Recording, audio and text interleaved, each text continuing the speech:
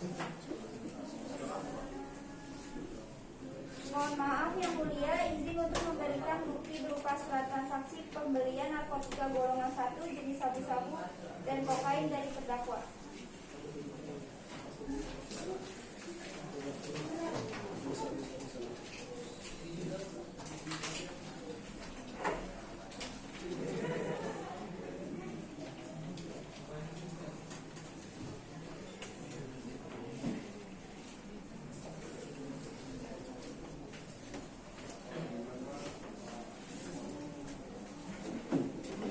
Setelah kami melihat bukti transaksi tersebut, apakah benar saudara terdakwa membeli barang haram tersebut? Ya, benar Yang Mulia, saya melakukan transaksi tersebut. Mohon maaf Yang Mulia, Para tenang, silakan apa sanggahannya? saya akan memberikan sanggahan terkait bukti yang dipaparkan bahwa dan bukti tersebut klien kami memang melakukan transaksi narkoba jenis sabu-sabu dan kokain, tapi klien kami tidak mengonsumsi kedua barang tersebut bersamaan. Izin Yang Mulia, walaupun terdakwa hanya mengonsumsi satu barang saja yaitu sabu-sabu, tetapi saudara terdakwa terbukti menyimpan dan mungkin akan menggunakan jenis kokain tersebut. Sebelum itu saya memberikan bukti berupa surat. Sebelum itu saya memberikan bukti berupa surat hasil tes laboratorium yang menyatakan bahwa klien kami hanya mengonsumsi sabu-sabu dan tidak mengonsumsi kokain sama sekali. Baik, barang bukti dapat diterima. Selanjutnya, petugas umum silakan menghadirkan saksi kedua ke dalam sidang. Pada saksi dipersilakan masuk dan disumpah terlebih dahulu.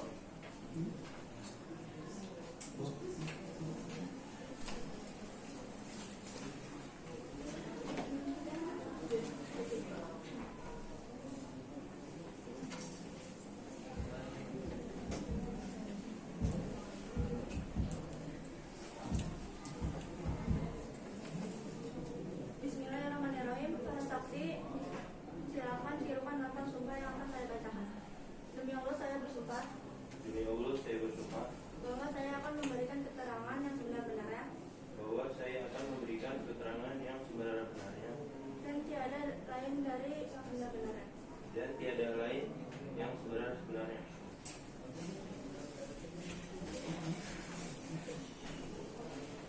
Silakan saudara duduk di kursi yang berbaris. Yang Mulia, saya selaku jaksa akan mengajukan pertanyaan untuk saksi. Kepada saksi 2, silakan perkenalkan nama Anda dan apa hubungan Anda dengan terdakwa. Nama saya Ahmad Fauzi, saya merupakan karyawan yang bekerja di toko terdakwa. Sudah berapa lama Anda bekerja di toko tersebut? Saya bekerja di tempat saudara sudah sekitar 3 tahun. Apakah saudara melihat hal yang mencurigakan selama bertetanggaan dengan terdakwa? Ia jaksa.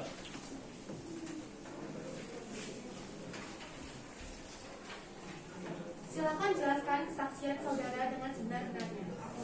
Baik Yang Mulia, suatu hari saat saya sedang berada di rumah saya, karena rumah saya dan rumah sekaligus toko terdakwa lumayan berdekatan, maka suara ketukan pintu rumah terdakwa pun terdengar sampai rumah saya.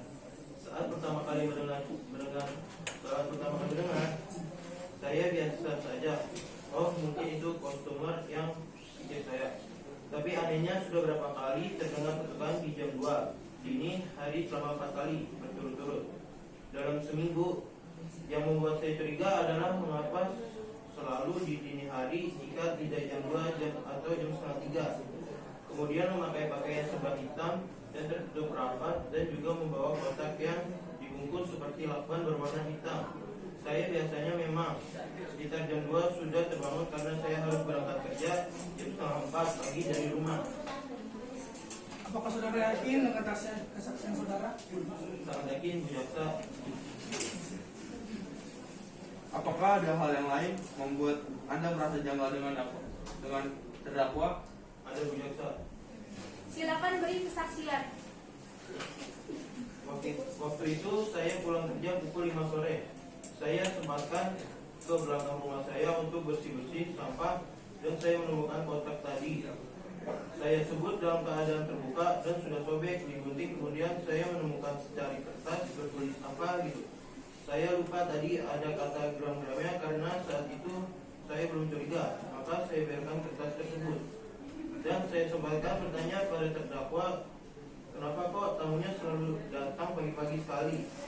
Kemudian terdakwa menjawab, kalau mereka bisnis dan kotak itu dibungkus rapat karena isinya vitamin untuk dijual. Baiklah, Saudara Fauzi, untuk menguatkan bukti penyidik menemukan beberapa bukti transfer dari terdakwa yang mulia. Baik, bukti diterima. Baik, bukti diterima. Terima kasih atas kesaksiannya, saudara. Kembali ke kursi. Saksi. JPU dipersilakan membaca tuntutan yang mulia. Baik, silakan jaksa penuntut umum membacakan tuntutan. Terima kasih yang mulia.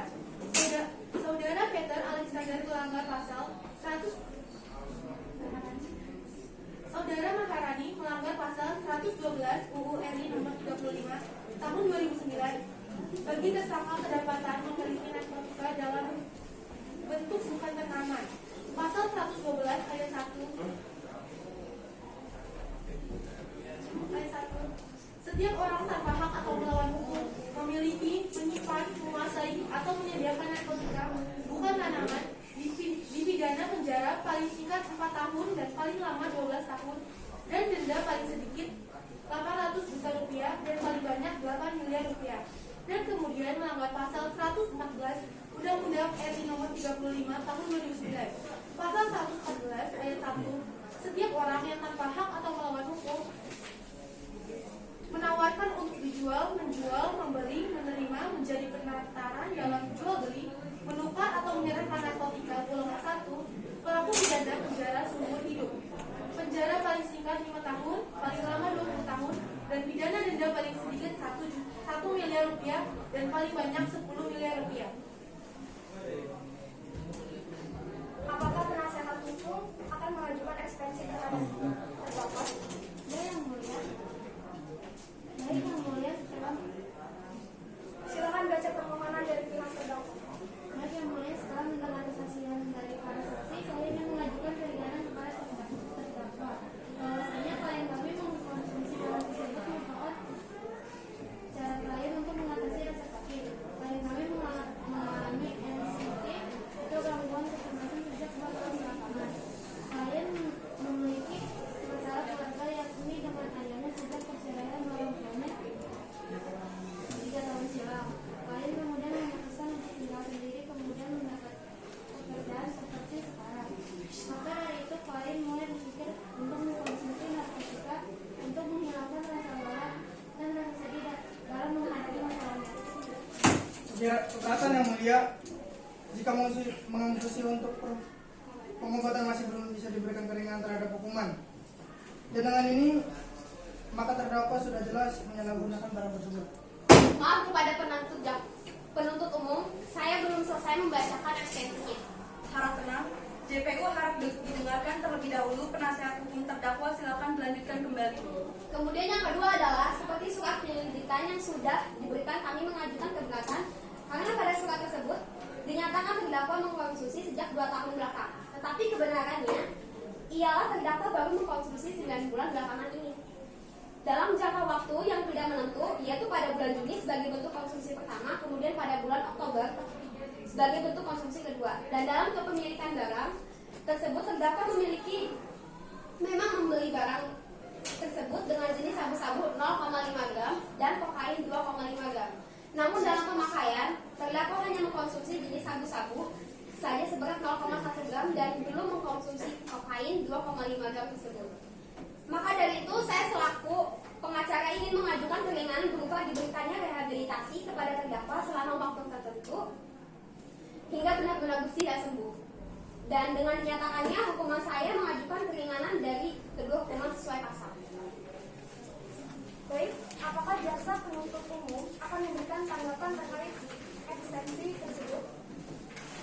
Ada yang mulia, pada kasus ini terdakwa Maharani Setianingrum akan tetap dikenai pasal 112 dan 114 Undang-Undang RI nomor 35 tahun 2009 karena terdakwa sudah melakukan kegiatan jual beli atau transaksi narkotika serta menyimpan dan mengonsumsinya. Untuk pengajuan denda, langkah baiknya diberikan nilai menjadi 700 juta yang mulia. Baiklah, terima kasih atas informasinya. Sidang akan ditunda beberapa saat. Kami pihak hakim akan berunding. Majelis hakim meninggalkan ruang sidang. Dimohon peserta sidang untuk tetap duduk di tempat masing-masing dan tetap tenang.